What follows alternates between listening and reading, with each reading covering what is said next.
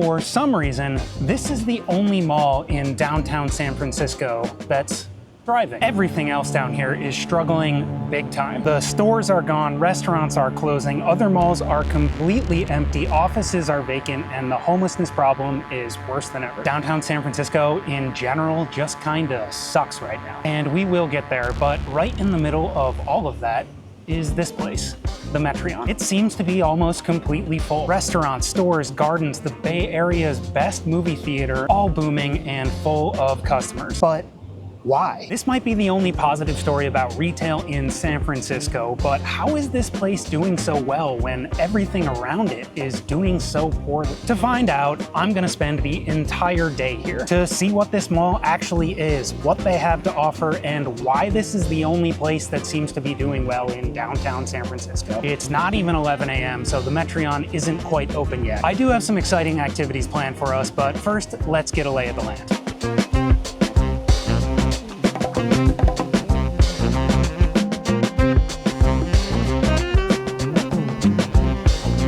And before you spam the comments about things you've only seen in the news, the truth about San Francisco is that while some places have gotten much worse, most of the neighborhoods you actually want to visit are just as lovely as ever. The areas that are much worse than before the pandemic are downtown, Soma, and Union Square. And the Metreon is right in the middle. So let's go take a look. That's the mall.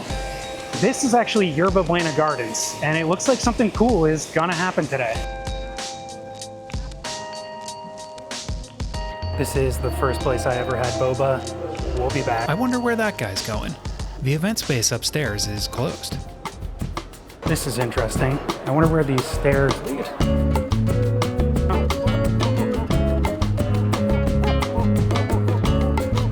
What? Uh-oh. Fresh roll. I used to go here all the time. Greek food, lemonade, and Super Duper.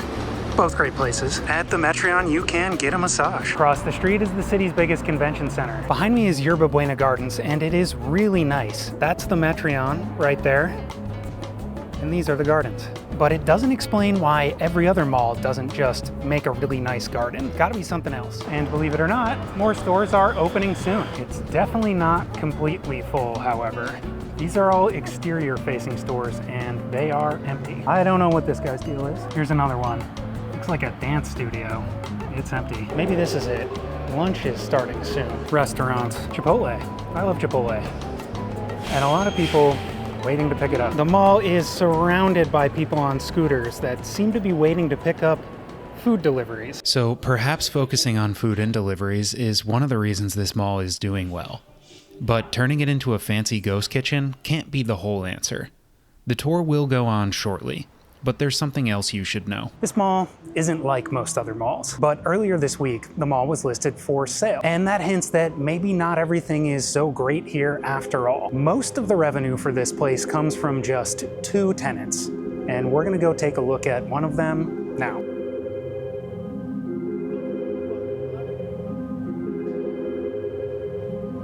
Obviously, all the electronics are locked up. But it's not just that.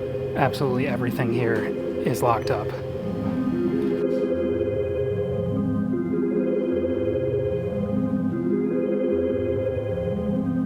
Okay, not everything, but a lot of things. Socks, for example, are locked up, but you can help yourself with most other clothing. Guess they've had issues with coffee getting stolen. I don't even know how you do it. On closer inspection, most of the clothing that appears open is actually locked.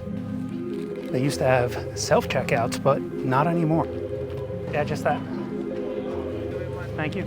After walking around in Target for a while, it's clear that this place is busy, but not everything in this neighborhood is having luck with customers. A Michelin star restaurant down the street just closed and called this neighborhood the ugly butt end of a desolate convention center suckhole.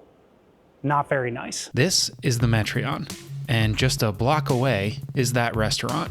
So I guess that means the location isn't one of the reasons the mall is doing well. My next stop is for coffee, and I have some bad news. This used to be a Bitcoin ATM, and down there was a coffee robot. When I first moved to SF, the Metreon had a Cafe X coffee robot.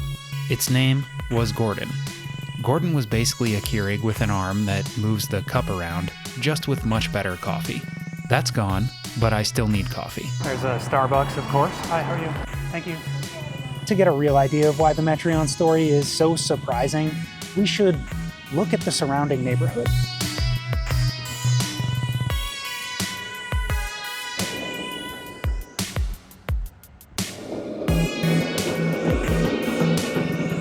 Union Square. This has always been my least favorite neighborhood in San Francisco. And that's because even before all the shops started closing, that's all it ever was. Just a bunch of shops. It may not be the nicest place in the city by any means, but the square is a totally fine place to hang out for a few minutes. Gross. Take a look around though, and you'll notice a few things. Birds, hotel employees protesting for better wages, and empty retail space. It's everywhere. A police officer told me that there are signs of life coming back to this neighborhood, but that it's still got a long way to go. This place is no Yerba Buena Gardens, but it is reasonably nice. So I don't know why the shops here are closing when the shops over there are totally fine. This famous Macy's is closing.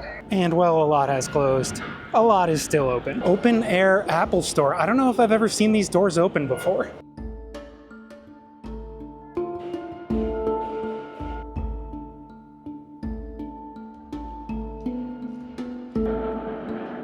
You might be wondering what someone does while spending their entire day in the mall.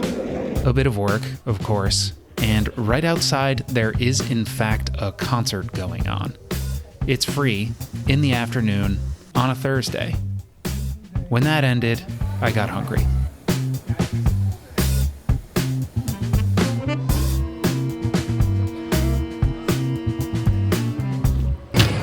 If you live in San Francisco, there's really just one reason that you come to the Metreon. And that's the AMC Theater.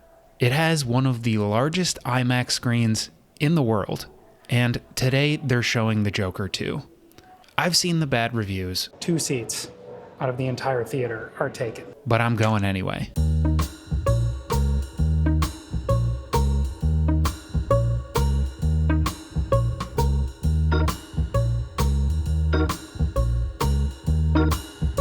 It's completely empty, but it is the middle of the day on a Thursday.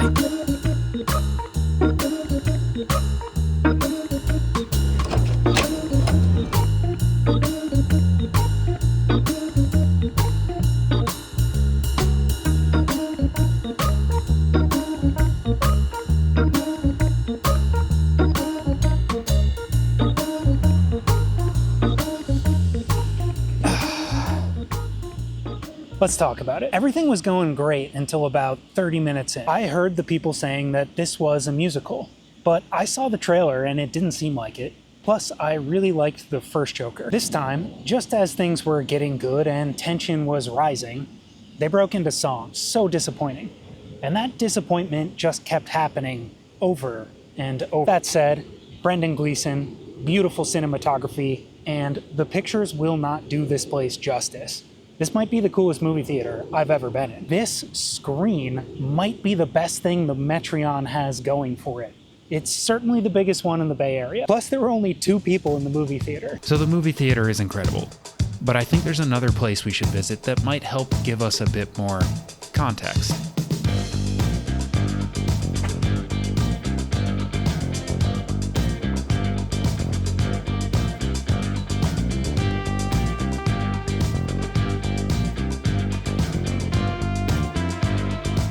Last time I was here, this was a Vans. For some reason, I really do struggle with escalators. Closed. All of it. This is crazy. A mall with no anti-hands. That's the escalator I need to take to get out that exit. Sign of the times. Perhaps one of the most interesting things about the Metreon is that it's just a block away from Westfield. This place has clearly fallen on hard times. I recently spent an entire day in this mall, and it was weird. If you want to know what I mean, you can watch this video. Hit subscribe, and I'll see you next time.